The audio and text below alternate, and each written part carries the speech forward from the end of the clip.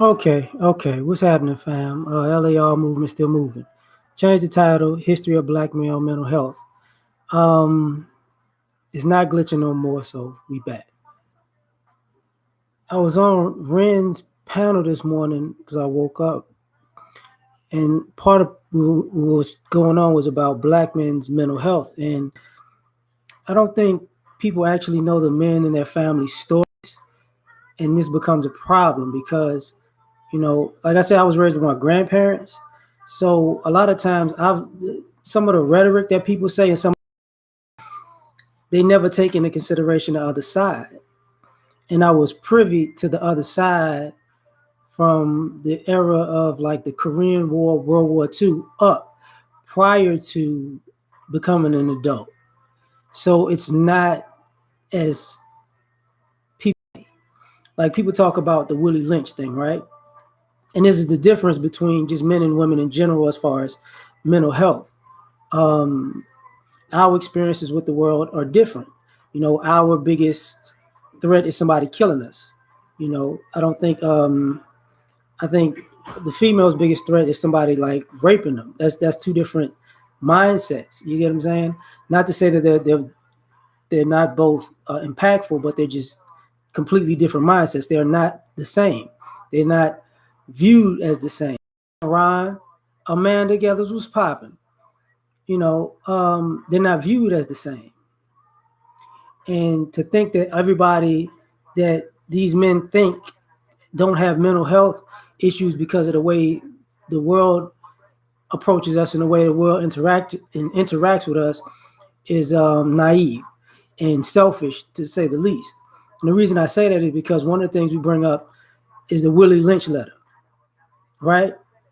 In the Willie Lynch letter, they talked about killing the men in front of the women and children. You get what I'm saying? So you got to think about this. They thought they would cause the women to protect the kids, but even if you kill the man, the boy grows to be a man, and you wind up repeating the same cycle to kill him as a thing. So the boy is from the same fate of his father. You get what I mean? And that's a different thing where our interactions with the world are completely have a completely different nuance to them, and we got to get past that part. Trav, what's popping, man?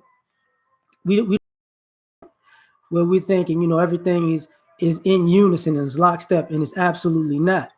And the reason I say that is because, my great grandmother's and my grandmother's experiences were completely different from my great grandfather's and my grandfather's experiences. And they raised their family according to their experiences by each gender. And what I mean by that is, my great grandmother, of course, the women outlived the men, right? My great grandfather owned a lot of land, a lot of livestock, and oil. Well, my great grandmother did not have to experience the things that my great grandfather went through until he died, and they basically ran her out of town to steal the land and tried to kill her. The whole time, she was in the house chilling until he died. So her experiences of racism were different than her. She had to be an elderly woman to experience what my great granddad experienced on a day-to-day basis, and and and controlling his life, family, and land, right? So, her experience um, taught my grandmother something, right? And like my grandfather's experience of, you know, being in, I forget if he was in the third or fifth grade, but him having to drop out of school to work to basically be a sharecropper to help take care of the family when he was like in third or fifth grade, it was completely different of my grandmother's experience, you know, and then taking that and being a teenager in the Korean War, and he was shell shocked until the day he died. But when he came back from the war, he was shell shocked, but he had a family to take care of. He had a wife to take care of, you know, and he didn't have time for his own peace of mind, right? And I was raised in situations where families came from, you know, the men in our family gave the women peace of mind, but the men never had peace of mind. And people would get mad at the men if they would, like my grandfather smoked John Ruskin cigars, and I was in Chicago, and me and my uncle were really looking up if we could find John Ruskin cigars just to as kind of remembrance to him. You get what I'm saying? But they took care of everybody, and they didn't take care of themselves, and nobody cared if they didn't take care of themselves. And the families grew, and even the families around me grew to not care if the men took care of themselves as long as they took care of everybody else. So our mental health is completely different. You know, everybody wants guys to be stoic no matter what's thrown at them. Like me and my uncle were talking, and my grandmother used to hit my grandfather with like cast iron skillets and pots and fight him all the time, right? And my grandfather would tell my uncle, let me tell you something, you a punk if you ever put your hands on a woman. And my uncle was like, he said, my uncle said, I'd be so mad, I'd be wanting to beat my mama ass. Like, why you hitting my daddy like this? What's wrong with you? But the premise of the story was my grandfather's, that cat, what's up? That my grandfather saw his friends get blown up and killed in wars. You get what I'm saying?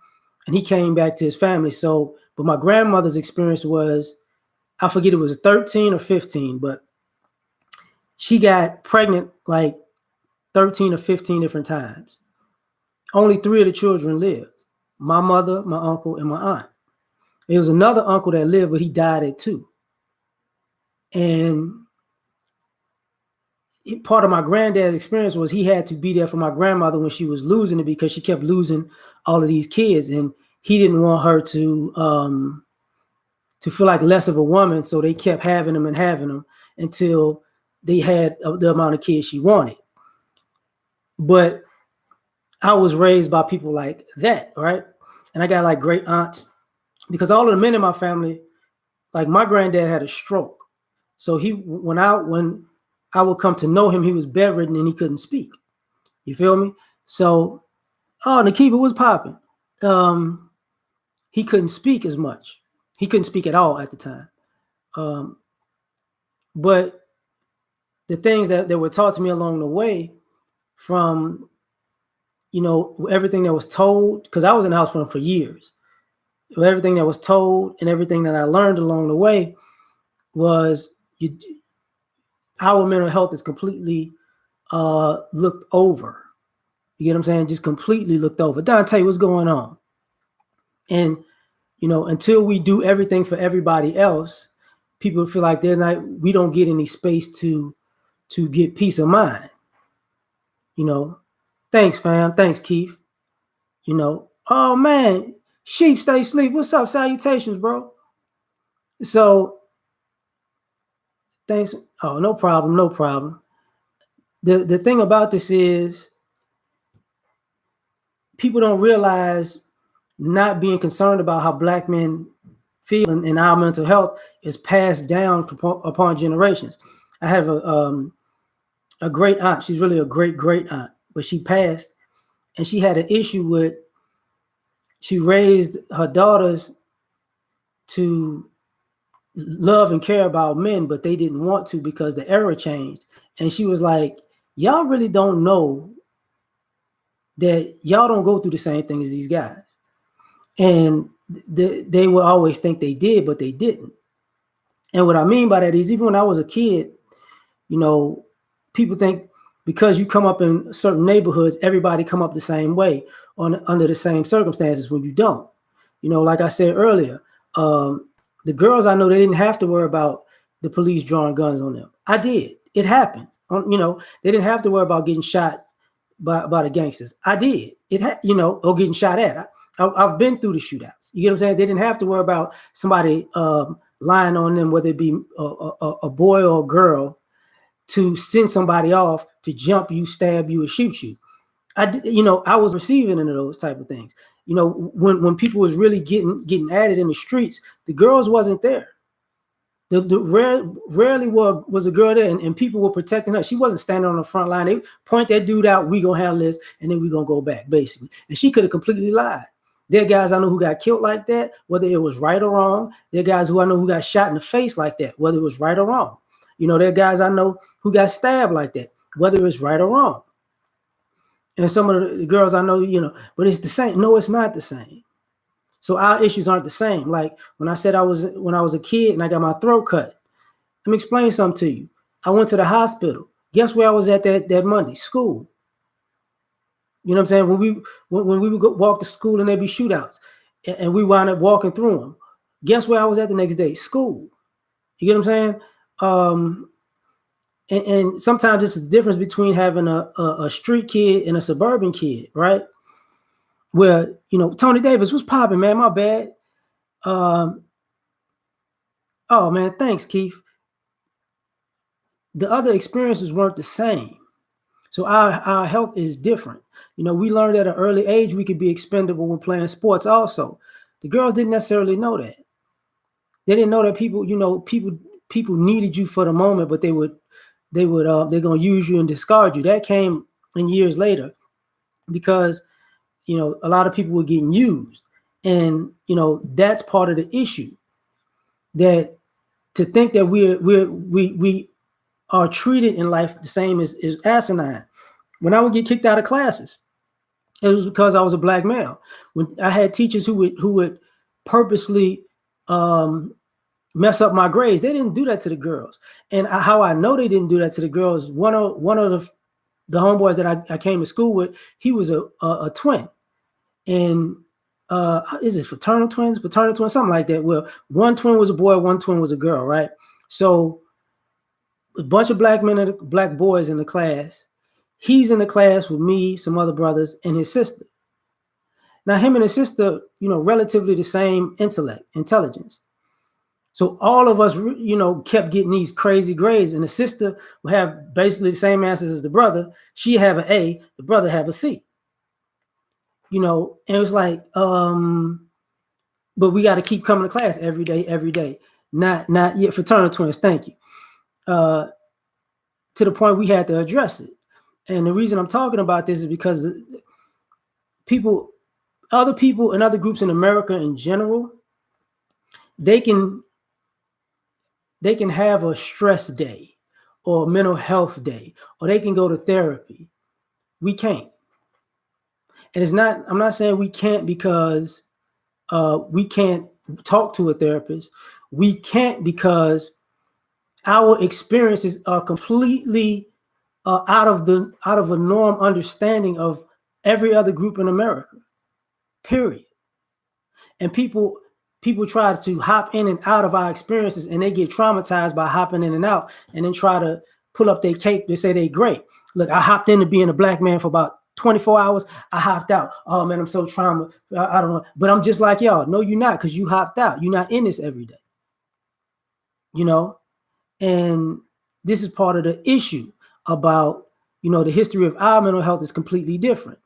My friends' fathers came back from wars. I got to get to work in a week. See, that's unheard of now. You get what I'm saying? That's unheard of now. Like, oh man, I done got shot at. My friends done got shot. I done killed people. But you know what? I'm back in America. I got to go to work. Ain't no time to decompress. That's not what it's up. You know what I'm saying? Tony Davis, man, what's popping, man? I am Alpha. I see you, fam. And this is the issue that a lot of people think that, oh man, it's just like being a black man. No, it's not. No, it's not. And the reason I'm breaking it down in this way, because I'm gonna start getting into the facets of how we're teaching the generations subsequently that came out of that. Because a lot of y'all were taught that men weren't dependable and reliable without a backdrop and understanding of some of your families that taught you that men and black men in particular are not competent, not dependable, or unreliable. Some of these families taught you that in the house that the man bought. Some of these families taught you that while spending all the money that the man left the family. See, we don't But if you don't know your family history, you don't know this. Because, like, as I said about my great grandmother, my other grandmother, um, my my great grandfather on that side, he died of cancer when she was 9. When my grandmother was 9 years old, and my grandmother at the time was the oldest child. So he told my grandmother she had to look out for the family. Mind you, my great grandfather was married to my great grandmother, so he didn't think that he thought my 9-year-old grandmother was more fit to watch take care of the family basically than my great grandmother, and to some degree it traumatized my grandmother as she got older, because she always had to be in charge. She never could take a break, to the point where she started to have regrets about some of the choices she made as far as letting people in and not letting people in, because the people that actually cared about her, she didn't have it in her to care back, because she was so busy um, doing what her father told her, even well into her 30s and 40s, right? Hey, Devin, uh, that's how that matriarch came along. To a degree, because a lot of the groundwork was already set. The homes was actually bought. A lot of the times the land was already paid for. A lot of the times the money was actually in people's pockets, because a lot of y'all don't think about. A lot of our families had grandmothers who wore all kinds of expensive stuff going to church back in the day. And you got to remember, a lot of y'all grandmothers and great grandmothers didn't work like that. So where did they get the money for all these expensive hats and pearls and necklaces and long dresses? They got it from granddad. And I've seen this time and time again, not just in my family and other folks' families. Art, man, what's going on? Sassy Lieber, what's going on? I saw this in a lot of different families, because back in the day, church was where people would show off their wealth to a degree. And who did it most was the church ladies. Yeah, especially on hat day. And where did they get the money for these hats? Granddad. Where did they get all these nice things? Granddad. And because I learned from the old school folks, the things that we have, like the government programs that's alive now weren't alive then. So, you when a man died, you actually had to learn how to fend for yourself for real. And this is why sometimes you had so many of these so many of these guys who, how can I say, would marry women who already had kids. That's how the part of that came to be. And people don't think about it, because some guys could take care of it, but some other guys, it was a bigger responsibility. Because even my grandfather paid child support, and he was like a merchant marine, but it was so minuscule of amount. But it's considered minuscule now because of inflation. You know what I'm saying? He paid like maybe $50 a month, but back in that day, $50 a month was, a nice chunk of change, basically.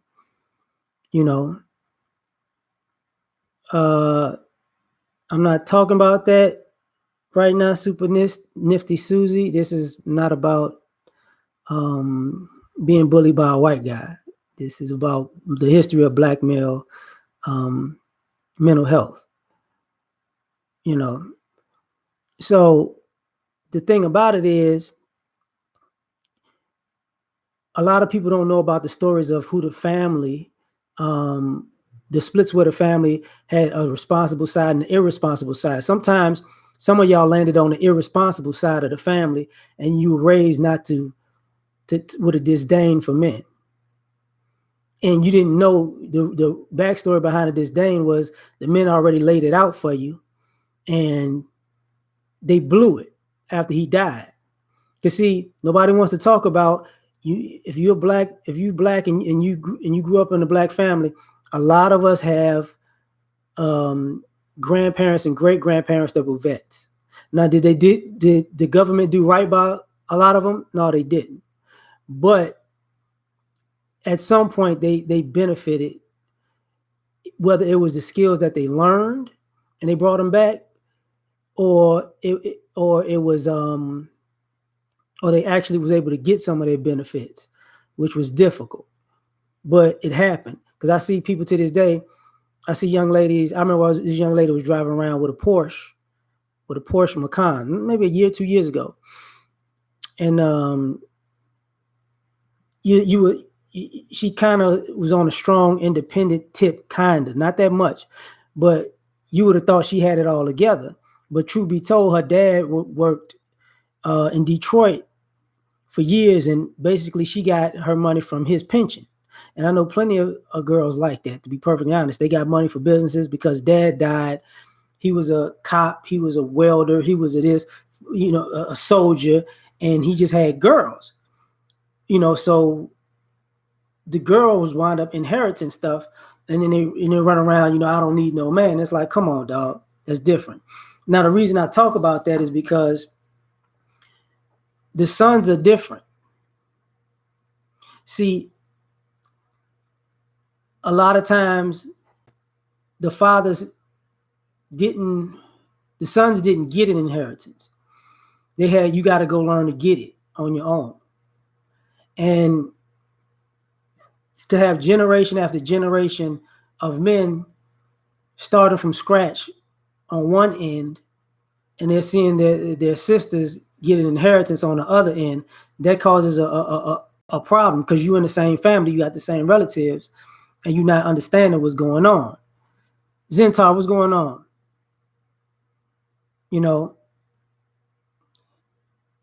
Reassess everything. Yeah, I mean, that's part of what I'm talking about, Muhammad. I'm sorry, but this is part of the issue. And one of the issues is basically nobody wants to take into consideration that we can't be stoic all the time. Black men can't be stoic you can't yell and scream and cuss at us and treat us bad, and we're just supposed to take it just because you want us to. You're accustomed to it because you're accustomed to being mean and you were raised to be mean. That does not mean we have to deal with your dysfunction. And people don't realize the families in general, taught the families to talk down to the boys who grew up to be men. And then when the men don't want to be around, because this is where part of the split comes. And it's not just because people, and I said this before, people don't realize that the Vietnam War lasted 20 years, from like 1955 to 1975. And that you had the heroin that the country was bringing back. You had the PTSD. And right after that, you had, because Woodstock was going on the back end of that. So say from the 60s to the civil rights movement, Woodstock, to basically the 80s, which was kind of the androgynous era, party and all that, Studio 54 type area, Agent Orange, yeah, fam. People forget that there was that even in that time, and in the crack era, people forget for some odd reason that they look at the men in a color purple kind of way, or in a Fences kind of way, or in a Mad Dog kind of way from Jason's lyric, without looking at the situation surrounding it. They don't look at black men as in Jim Crow. They don't look at that experience. They don't look at black men with post-traumatic stress. Y'all don't look, because we just got to be stoic no matter what, right? You're looking at black men who under all faces of adversity from all sides are just supposed to act like nothing's wrong. And this is why, some of y'all don't know, and Mr. Superboy, Harvey Superboy, says this all the time, that he used to say it all the time. Martin Luther King was a smoker. He just didn't want people to know publicly, because all of the stress from the civil rights movement internally aged him, before they killed him. But a lot of people don't look at it that way. you know, because he had to be an image, just like Muhammad Ali had to be an image for black people. You know, Malcolm X had to be an image for black people. And we're looking at black men as these stoic figures without taking into consideration the pressure that's about being this stoic. And the reason I'm talking about this part is because everybody has a breaking point, and everybody's going to break at some point. And when black men break, you're soft, you're weak, you're not a man no more. When black men cry, you're soft, you're weak, you're not a man no more. When black men are hurt, oh, somebody hurt you, you're not a man no more. But if those very same things happen to you and you're not a black man, it's okay that they affect you mentally. You're a human being. You don't have to be stoic. You know, I mean, people like watching American Gangster, right? The Denzel movie, when he said, you know, when he was younger, they shoved a shotgun in his brother's mouth, knocked all his teeth out, and blew his head off in front of him. See, that's not something that little girls had to witness. You know, and I'm saying little girls didn't have issues because there were little girls getting touched and whatnot, you know. But that's an issue, and I'm glad you brought up divorce, Keith, because it spills over into men's mental health. Is nobody sees a problem with with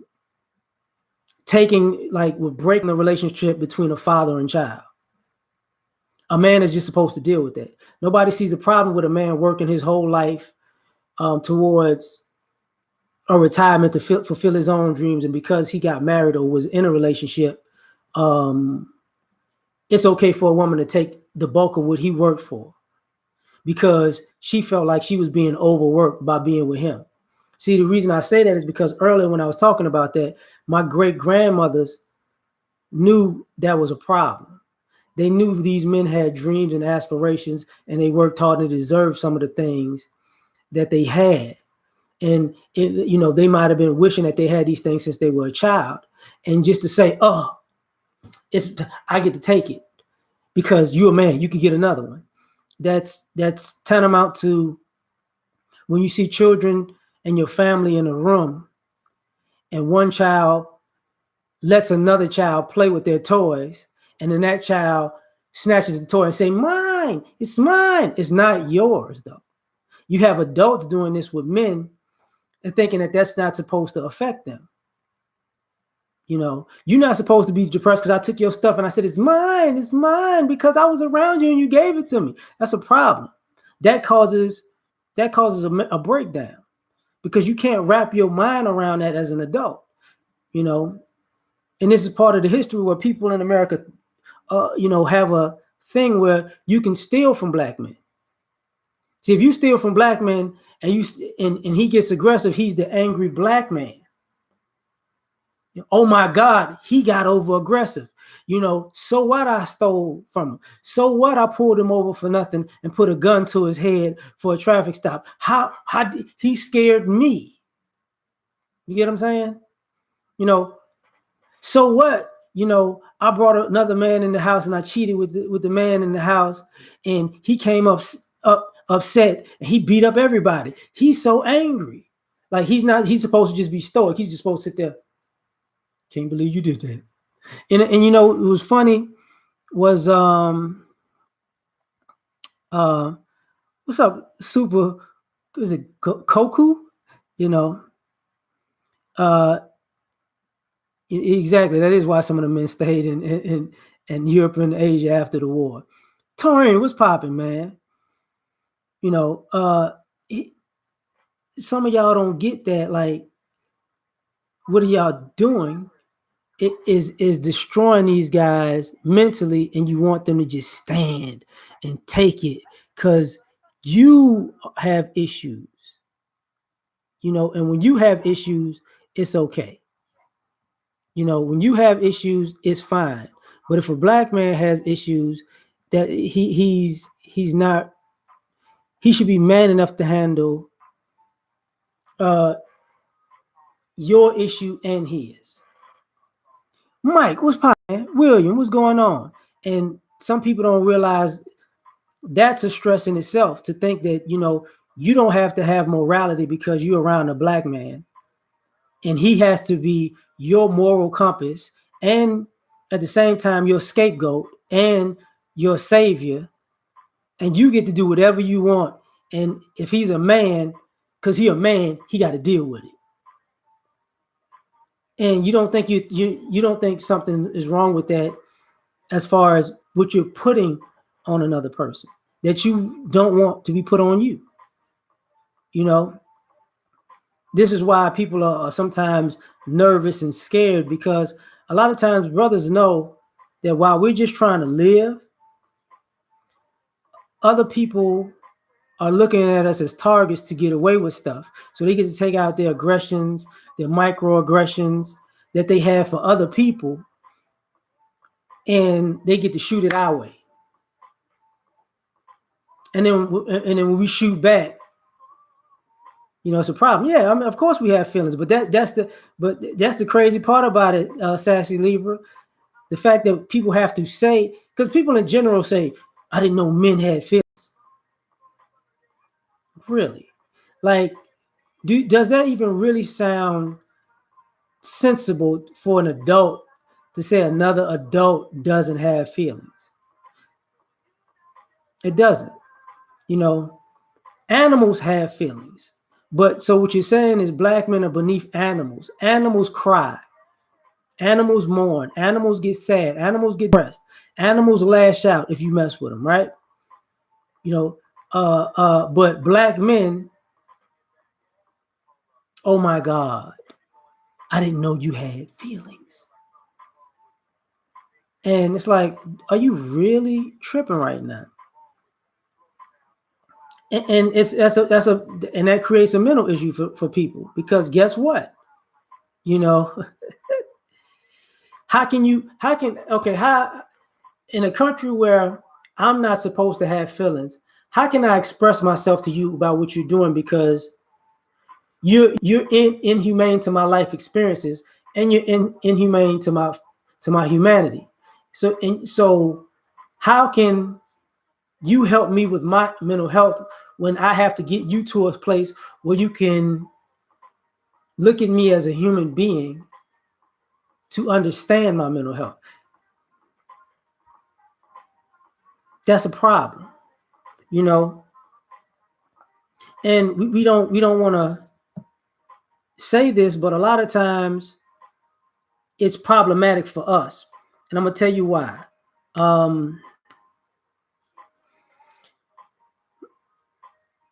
When you put yourself in a situation where you look at brothers as a resource, and that's what we looked at. A lot of people in the black community still view black men as slaves. We're supposed to do the heavy lifting and empower you so you can stand on our back. And then when you stand on our back, you're beneath us. I'm helping you get up, but guess what? While you standing on my back, you looking down on me, but you never got here on your own. And Dion, what's popping, man? And this becomes a problem. T. Lynn, I'm sorry. I mean, black men, the crazy part about it is we can't really express our feelings to people because, like I said earlier, people don't understand our feelings. People don't, people, like when I talk to women about what men are going through, they're very dismissive. Now, this is why men don't necessarily talk to women about things of substance. Because if you ask a woman, okay, have you ever driven to work, got pulled over, and had a gun put to your head, and you still had to go to work because you couldn't, you can't take a stress day. You can't take a mental health day because you got pulled over and a gun was put to your head. And now you got to get to work because even your family doesn't care. because your responsibility is to put food on the table. See, that's not a female's experience. And you can't fathom that. A white man can't fathom that. An Asian man can't fathom that. A lot of Hispanic men can't fathom that. Arab men can't fathom that. You just can't. It's like, wait a minute, what do you mean? What? I don't understand that. That's not real, right? It's not real to you. It's never been real to you. It's never been your experience. So, this plays in the history of our mental health, and part of that is getting back to the family dynamic. Y'all don't realize how all of this animosity isn't built in and born. It's actually taught from generation to generation. That's why you're accustomed to seeing women talk down to the children and talk down to the boys specifically, to the point where the girls learn to talk down to the boys specifically at a young age. So now they're growing up talking down to the grown men as if they're children and incompetent. And one of the issues with a lot of competent black men is they get tired of having conversations with people who are dumber than them, talking at them and down on them when they can't even do the very things that they're being combatively talking to them about. And that becomes a very, very big issue. Honey, what's going on? Because and at the same time, they teach you, don't talk to that white man like that. Don't talk to that Asian man like that. Don't talk to that Indian man like that, Arab man like that. Don't talk to that Hispanic man like that. But ultimately, you could talk to your daddy like that. Talk to your brother like that. Talk to your male cousin like that. Talk to your uncle like that. You know what I'm saying? Which over and over and over again becomes a problem. I don't know what the hell just happened, but press 1 and let me know if this thing is moving, because it froze on me, Jack. And that's a problem for me right now. So one of the issues, basically, okay. Hold on for a second, because I don't know how the hell this shit froze. I really don't. It was going so good and now it's not. What the hell? Man, this is bull.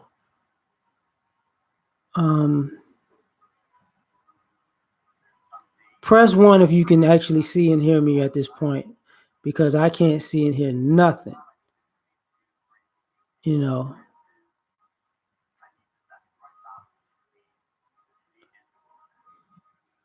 This is stupid. The white man is holding my mental health talk back. It's causing me to break down. It's causing me to break down, Lord. Man, hold on. I'm gonna just go into what I'm saying anyways then. Because what winds up happening is guys get into relationships with these women and it's never enough. It's never enough. And slight delay. Thank you. Okay. All right. It's delayed over here too. So I appreciate y'all doing that, because it's just frozen on my screen. It's gotten to a point where, see, I've seen black men of all classes, whether they were lower class or upper class. What I mean is poor to rich and everything in between, have wives and girlfriends who were taught that everything wasn't, that anything a black man did wasn't good enough. And they didn't view these men as men no matter what they did, whether they put them in a small house or $1 million mansion. And I'm not talking figuratively. I've seen it with my own eyes, literally. You get what I'm saying? And to only love these guys in retrospect because they were taught that we were a resource. Unless we do something for you or everybody else, then, how can I say? Unless we do something for everybody else, we're not doing anything. You know what I'm saying? We're not doing anything. Like, I've seen people get them Benzes. It's just a Benz. I seen somebody get their wife a Ferrari. Like, what? You don't even cook. You don't even clean. You don't even watch your own kids. You got a Benz, a chef, a maid service that comes over, and a babysitter, and you still upset. And I've seen men who literally were middle class or poor, who would work a hard day, come home, cook, and clean, and the kids will be couldn't wait to see dad and play with dad. And a lot of jealousy came about where mom didn't like that the kids were so close to dad because he's just a man. You ain't supposed to love him like that. He's just a man. He ain't nobody. He's just a man. And people don't realize that weighs on your mental health. Aubrey, what's going on? And when you put men in a situation where nothing that they do is ever going to be good, ever, you wind up. I've seen them love men in memoriam, as I would talk about earlier. I've seen a lot of men, and this is why I want to talk about the mental health part, because I've seen a lot of men really take a break from American society in general to get peace of mind. And the people in our families can't understand why these guys are not around. They couldn't understand why some of these guys had drinking problems. They couldn't understand why some of these guys had smoking problems. They couldn't understand why some of these guys, Big Law, what's popping, man? Mike Ely, what's going on? They couldn't understand why some of these guys were actually cheating and with other women, because they did so much for everybody else that nobody ever did anything for them. Y'all don't think about how many men have basically worked 10, 20, 30, 40 years to provide for a family that never even gave them anything nice for their birthday or Christmas. They've put people through school. And because that's what you're supposed to do, they never took into consideration the amount of work it actually took. And I know this to be true because Black men, when you become a man, we have a certain amount of reverence for other Black men who we understand really went through the whole struggle, unsung, and that becomes a problem, very much so a problem, because, how can I say this? Some of y'all probably don't even know that there are brothers who meet their fathers or talk to their grandfathers and uncles, and they break down in tears because now they get why dad was like that.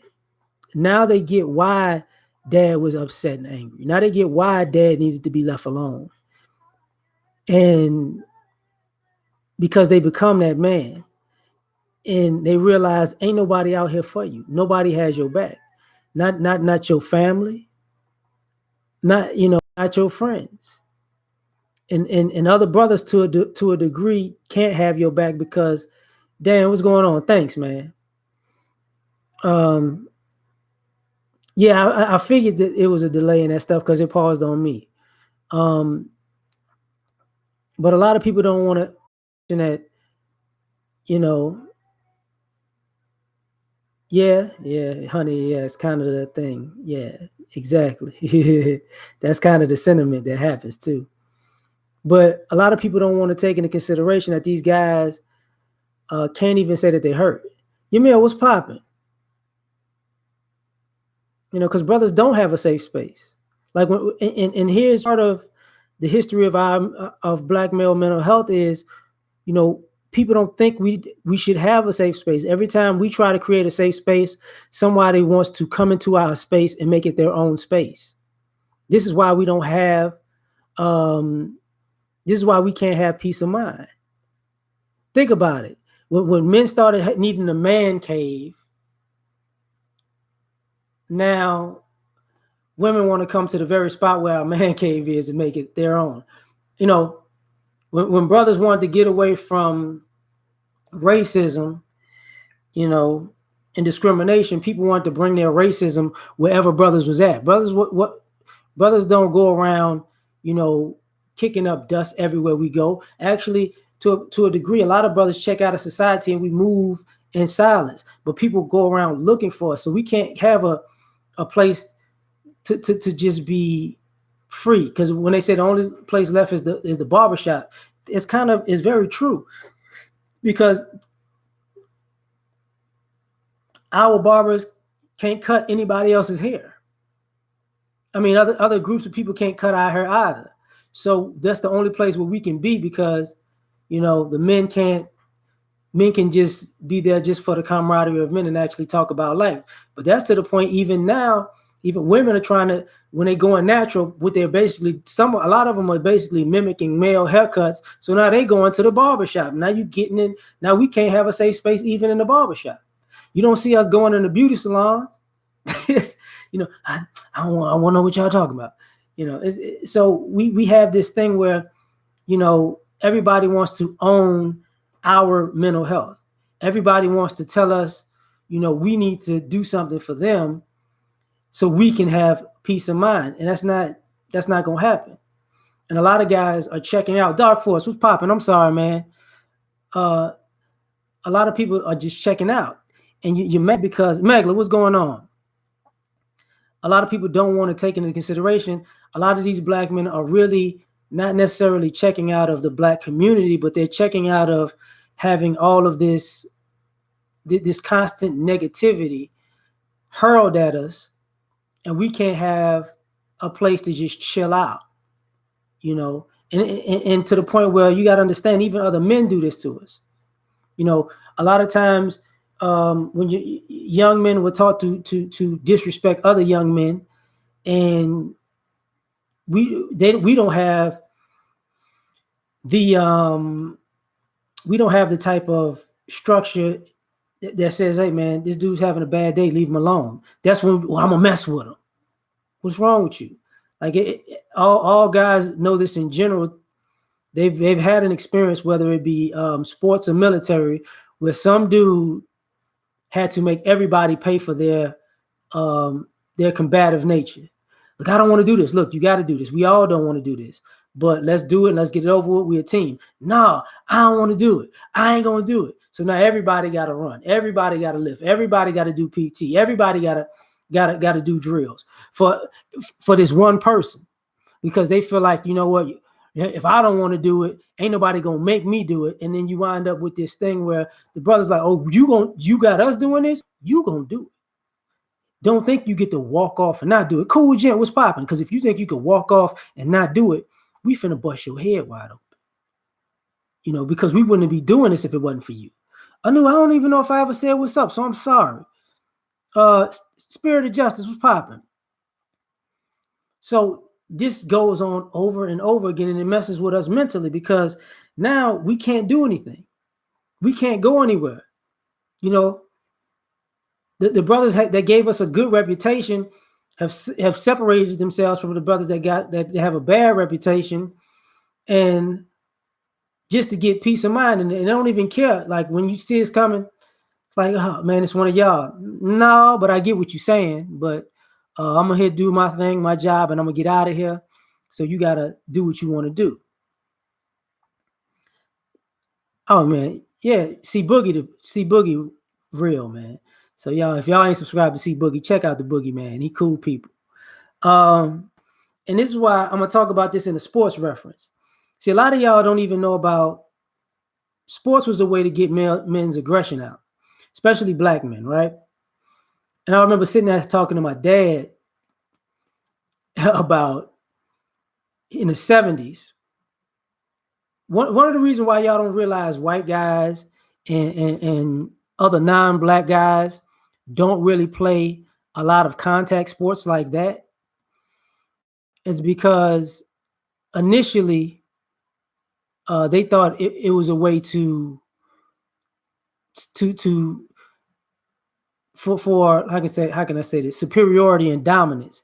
But the problem became where if you're playing a contact sport and everybody knows the rules, you fair game. Like my dad was telling me, he was like he was playing and he told one of the guys that he was playing against, he said, yeah, you can say all that nigga shit if you want to now, but your mama can't and your daddy and the cops can't come help you today. I'm gonna whip your ass all game.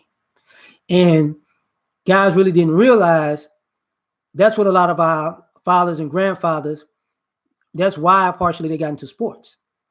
You know, Jim Brown, aka Jim Payne Brown, he was putting the pain on all these people for calling him a nigga and treating him like shit so much. This is why white guys got out of boxing. This is why they got out of football. This is why they got out of basketball. You know, when we started taking over baseball, this is why when it came to baseball, what they started doing was they started yanking the programs in our communities. This is why they give these guys such a hard time when it comes to hockey and soccer, because they don't want these guys to come take over and be their children's hero. Because what winds up happening is, baseball is never going to necessarily be white because all the records are black.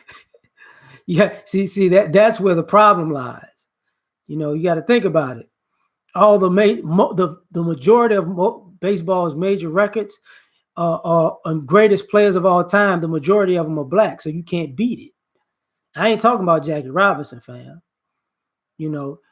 I'm talking about, Barry Bonds and Hank Aaron are at the top of the home run list now. It's a problem.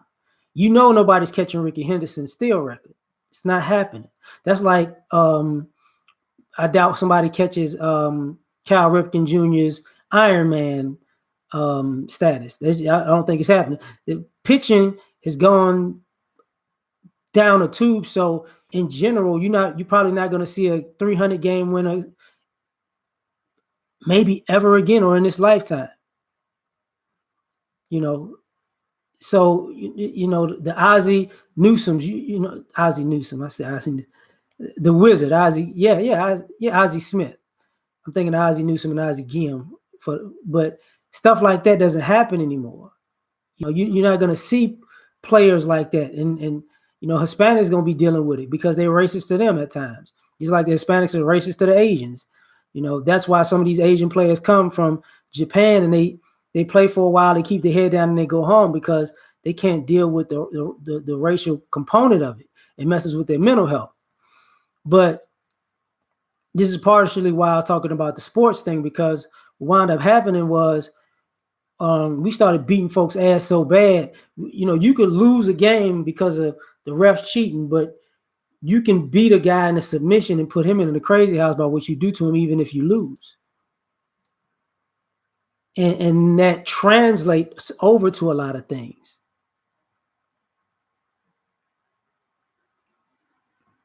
Well, I mean, some of them Spaniards, like you got to remember, like Mexicans, there's a, yeah, because Pudge was a Mexican. Pudge is Mexican, Ivan Rodriguez. There's a few Mexican baseball players. Not that many Mexican basketball players, because, a lot of Mexican boxers. But you got to remember, Mexico, boxing is really their probably number one sport, then soccer, then baseball. You know what I'm saying? Boxing and soccer could go 1-2. They flip flop. But this part of the history of our mental health is different. Is vastly different, because people don't take into consideration that the things that we do people want to do. And what I mean by that is this. I know a lot of children and women and even other men who seek out black men who kept their peace of mind because they want it. And they expect us to give our peace of mind away when we find it and we get it, because they need it. They feel like they need it more than we do. And to have a culture in general as an American culture where you can't be happy. Like, you do realize in America, if a black man is happy, it bothers people. Like, if a black man is actually happy and smiling and enjoying himself, it gets under people's skin. We're not supposed to have happiness.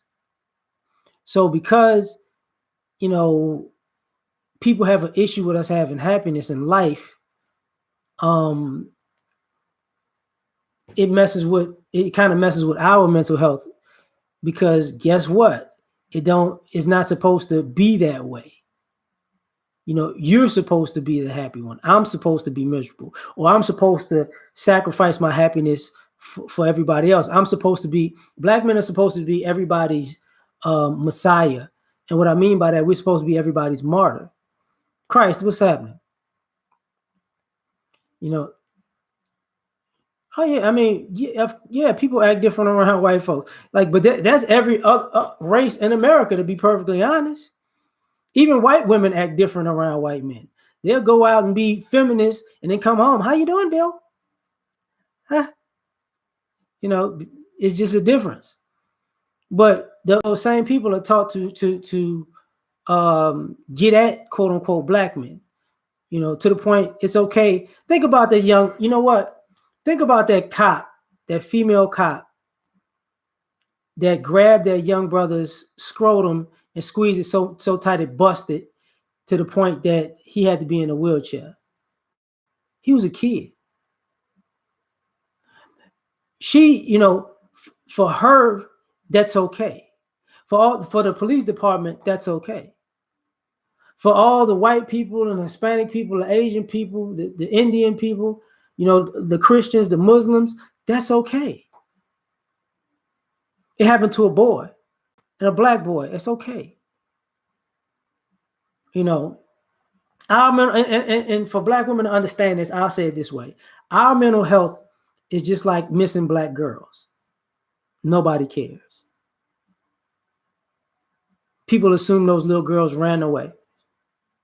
They probably deserved it. You know, they probably was being fast anyways. That's how people look at our mental health. That's it. You know, who gives a damn?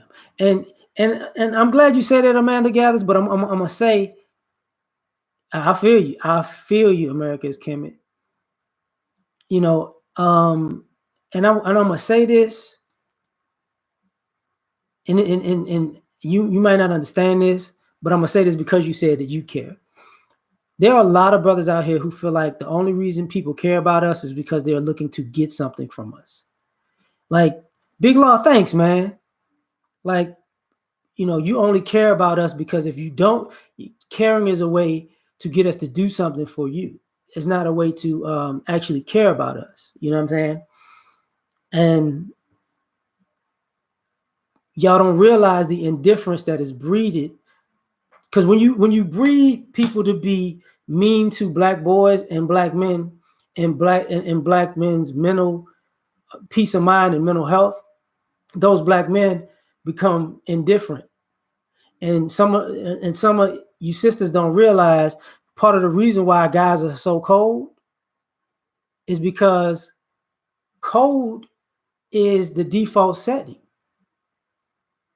They have been taught and conditioned to be cold because everybody is cold to them. And a lot of brothers are very empathetic. There are a lot more black male empaths than black female empaths, because black men have to deal with more adverse situations. We feel for the homeless more. We feel for abused dogs and and pets more. We feel for girls who get molested. We feel for guys who get beat. We feel for old elderly people who get abused. We feel for disabled people or people who have mental retardation or amputees because we understand it. Everybody else in this country really doesn't. That's why if you pay attention to it, a lot of times the groups that I was talking about, who winds up taking care of them the best or who they wind up connecting with the most and having a friend with the most, normally winds up being a black male. Because it takes those type of life experiences to go, wow, I know. Like to the point I remember they did a documentary about prisons, and I forget if it was Cheech Chong. He wound up going to jail for weed, and when he was in jail, they were interviewing him, and he said, I've been doing this my whole life. I've been smoking weed my whole life. He had not a dispensary or a smoke shop, and he wound up getting locked up for it. You know what I'm saying? Sean, free Troy, what's popping? You know what? I might, bro, because I'm gonna get off here I got to do something in like 2 minutes, anyways. So I might do a part 2 on this another time. And but what I'm gonna say about the Cheech and Chong thing, he was in prison and he said, man, he said, how do you feel? And he said, man, Tommy Chong, thank you. He said, how do you feel because they locked you up for something that you really didn't do? He said, I feel like a black man. I feel like a black man. There was an Asian guy recently that went to jail. He put his stuff in blackface. He's like, you're not respecting my rights. So I came in here in blackface because you're treating me like a black man. Like people take our experiences as a political talking point. They can only feel like a black man when it's convenient, but they're not black men. It's never going to be that way, because their mental health is important to the world. Ours isn't. So I'm gonna get out of here, y'all, because I'm supposed to be doing a panel right in a minute. So thank y'all for coming, man. I appreciate all y'all. Peace.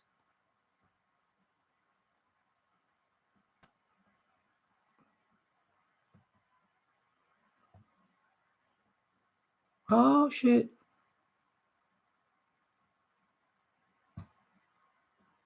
I think it's over.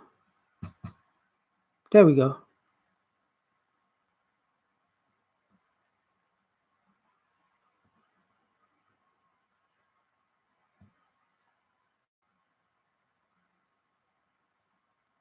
Damn, this shit didn't end. Ain't that a bitch?